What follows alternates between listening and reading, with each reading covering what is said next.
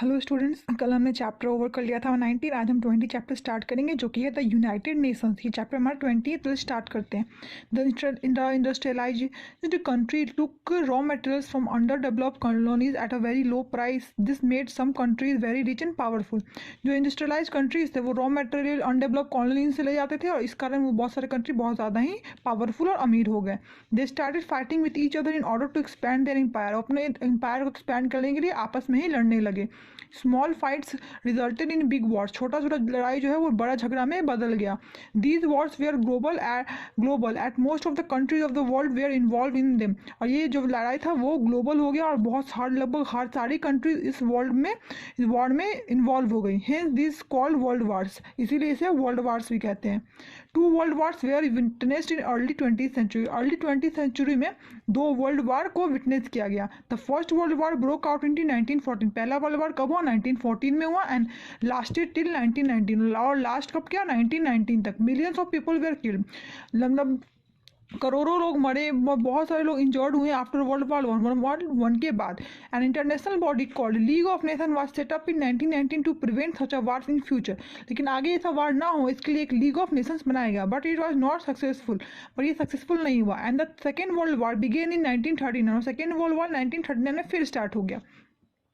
जो स्टार्ट हुआ, Germany, Italy, Japan fought against almost all remaining countries of world. Germany, Italy and Japan ने अपने जो बाकी सारे कंट्रियों के खिलाफ ये लड़ाई लड़ी। दिस वॉर इंडियड इन 1945, जो कि 1945 में खत्म हुआ when the USA dropped atom bombs on 2 Japanese city. जब यूएसए ने एटम बॉम्ब्स गिरा दिया जो 2 जापानीज सिटीज में, हिरोशिमा एंड नागासाकी, यहाँ पे जब एटम बम गिरा, this resulted in a huge loss of innocent life. ये इनोसेंट लाइफ के बहुत बड़े एक लॉस में तब्दील हो गया। कंप्लीट डिस्ट्रक्शन ऑफ 2 सिटीज, 2 शहरों का नामो निशान एकदम मिट गया। ये सीन ऑफ वर्ल्ड वॉर 2 है।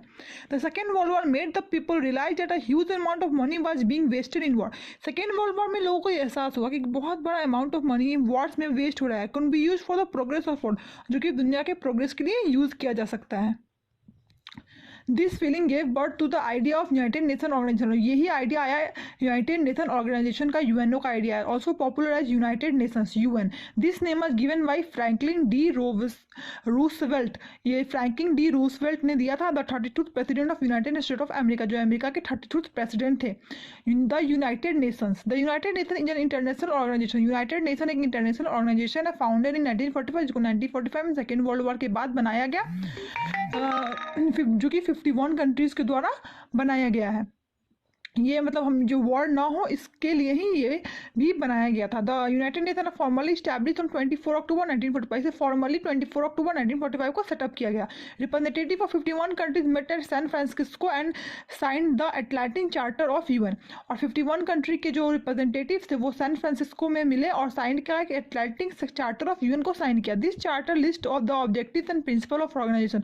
इसमें ऑब्जेक्टिव और प्रिंसिपल ऑफ ऑर्गेनाइजेशन था। This day celebrated all over the world as UN day every year. इसे हम UN day every year celebrate करते हैं। The UN headquarters complex in New York. UN headquarters New York में है, जो कि यूएसए में है। At present they are 192 countries around the world are member of UN. अभी जो करेंटली 192 कंट्रीज है जो कि यूएन की मेंबर है। अब प्रिंसिपल, अब यूएन के हम प्रिंसिपल्स के बारे में देखेंगे। The UN has the following principle which all member of the country must agree to they are. ये यूएन के सारे मेंबर को मानना पड़ता है और ये जो प्रिंसिपल वो क्या है? All member of the country respect each others sovereignty and rights. सारे मेंबर्स को एक दूसरे के सोवरेनिटी और राइट्स का रिस्पेक्ट करना होगा। उसके बाद है disagreements must be settle through peaceful meaning. जो का कुछ डिसएग्रीमेंट हुआ इसको पीसफुल मीनिंग से ही हम सेटल करेंगे।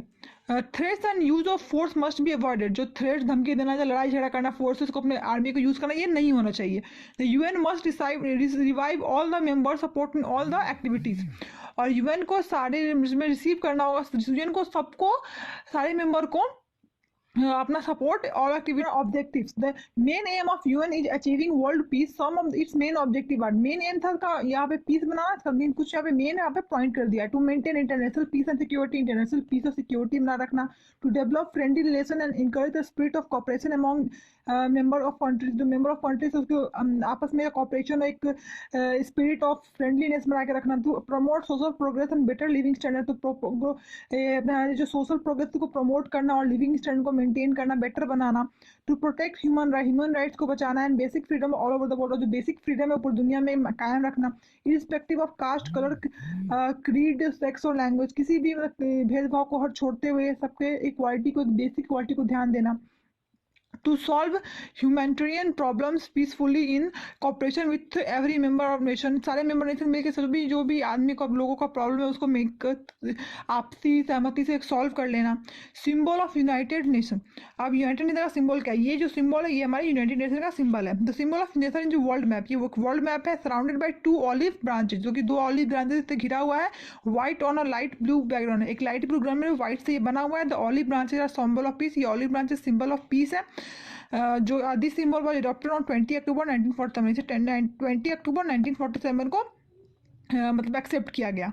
उसके बाद bodies of the UN, bodies of UN के बारे में देखते हैं। The work of UN is carried on by 5 main bodies, में 5 मेन बॉडीज है। These are general assembly, the security council, the economic and social council, the international court of justice and the secretariat. ये जो 5 है, यहाँ 5 UN के ही bodies हैं।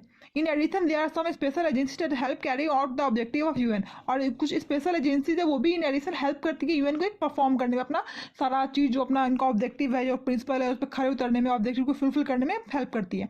उसके बाद आता है general assembly. The general assembly is the largest body of UN, ये लार्जेस्ट बॉडी ऑफ यूएन है। It is composed by all member of state of UN, पूरे स्टेट्स ऑफ यूएन के जो लोग होते हैं वो इसमें मेंबर है। It is the main policy making body, main policy making body है, discussing budgetary matters and peace keeping effort of UN. यहाँ पे बजटरी मैटर, जो पीस कीपिंग एफर्ट, ये सब यूएन के डिस्कस होते हैं। The assembly meets once every year, इसकी मीटिंग हर साल एक बार होती है। The general assembly elects the member of all our country union body through voting, all other members को वोटिंग थ्रू सेलेक्ट किया जाता है। ईच मेंबर ऑफ हर कंट्री हैज 1 वोट, हर कंट्री के पास 1 वोट है।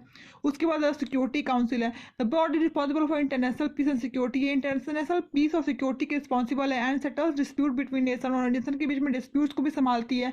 These are 15 members in the security council, security council में 15 मेंबर्स होते हैं, 5 परमानेंट होते हैं, 10 नॉन परमानेंट होते हैं। United Kingdom, China, France, Russia, United States are the permanent members, ये जो है परमानेंट मेंबर्स है। The non permanent members elected by general assembly for term of 2 year, जो नॉन परमानेंट मेंबर होते हैं उन्हें 2 साल के लिए जनरल असेंबली ही सेलेक्ट करती है। The permanent members have vote veto right, permanent member के पास वीटो राइट होता है। This mean that if a single member disagrees with the decision can not be made effective, अगर एक भी मेंबर इसमें से मना कर देता है कि चीज़ के लिए, वो डिसीजन नहीं ले सकते। इन केस ऑफ वार के भी केस में this energy tries to get the fighting country to declare cease fire, ये वार के टाइम में भी एजेंसीज जैसे फाइटिंग कंट्रीज को बोलती है कि वो सीज फायर को डिक्लेयर करे। It also sends peace keeping forces to the trouble area, या पीस कीपिंग फोर्सेज को भेजती है ट्रबल एरिया में। सो स्टूडेंट्स, हम आज के लिए यहाँ तक रहने देंगे, कल हम चैप्टर को फर्दर आगे पढ़ेंगे। आज के लिए यहाँ तक रहने देते हैं। That's all for today.